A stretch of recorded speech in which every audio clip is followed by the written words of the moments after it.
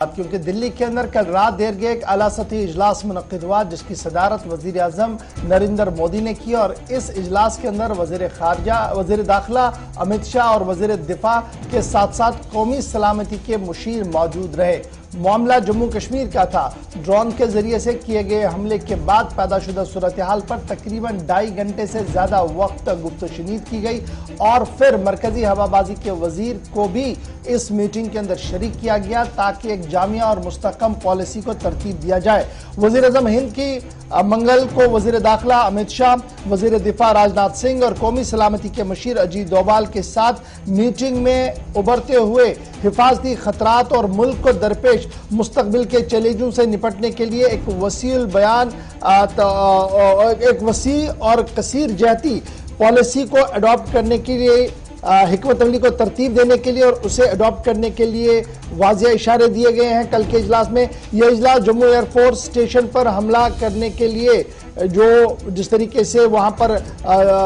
Drone का इस्तेमाल किया गया और उसके बाद जिस तरीके से तहकीकात हुई और इब्तिदाई रिपोर्ट्स बनाई गई, वज़ीर दिफा को वो सारी रिपोर्ट सौंपी गई, वो सारी चीज़ें कल इस मीटिंग के अंदर डिस्कस हुई है। और जो चैलेंज इस वक्त मुल्क को दरपेश है, क्योंकि ड्रोन ये पहला हमला है पूरे मुल्क के अंदर जब इस तरीके से टेक्नोलॉजी का इस्तेमाल किया गया, आईईडी का ब्लास्ट किया गया और यह आईईडी का ब्लास्ट वहां पर किया गया जो हिफाजती एतबार से इंतहाई अहम माना जाता है। और इस हसास इलाके के अंदर जब यह हमला हुआ तो उसके बाद हमने ये आवाज़ अक़वाम मुत्तहिदा के अंदर भी सुनी और अक़वाम मुत्तहिदा से लेकर वज़ीर आज़म की रिहाइशगाह पर भी जो आला सतही मीटिंग मुनक्किद हुई उसमें हिफाजती इंतजामात, चैलेंज और उस मुस्तकबिल में इसको कैसे निपटा जाए इस हवाले से तफसीली गुफ्तगू जो है वो की गई। यहाँ से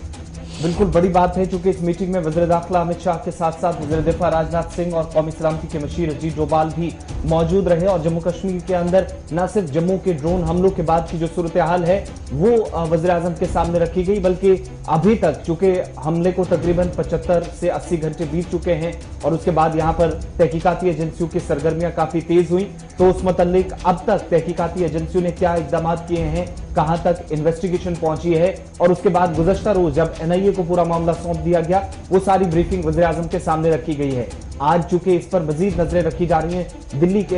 दिल्ली से लेकर कश्मीर तक, जहां पर जम्मू के अंदर आज सीनियर इंडियन एयरफोर्स के अफसरान एक बार फिर जाए वकूअ का दौरा करने वाले हैं और जम्मू एयर बेस स्टेशन के अंदर एनआईए की तरफ से जो तहकीकात शुरू की गई है उसमें यह बताया जा रहा है कि फिजाइया के सीनियर अफसरान खुद हालात का जायजा लेने के बाद मजीद इसमें कुछ पॉइंट्स ऐड करके जो एनआईए के हवाले आज के दिन में सौंप सकते हैं। डिफेंस रिसर्च डेवलपमेंट ऑर्गेनाइजेशन जिसे आप उर्फे में डीआरडीओ कह रहे हैं, डीआरडीओ के चीफ की तरफ से यह साफ कर दिया गया कि जो इस वक्त मौजूदा सूरत हाल है इसको काउंटर करने के लिए काउंटर ड्रोन टेक्नोलॉजी पहले ही आर्म फोर्स के पास है और उसे अब मौसर अंदाज में इस्तेमाल किया जाएगा। क्योंकि अभी तक हम ये ड्रोन का हमला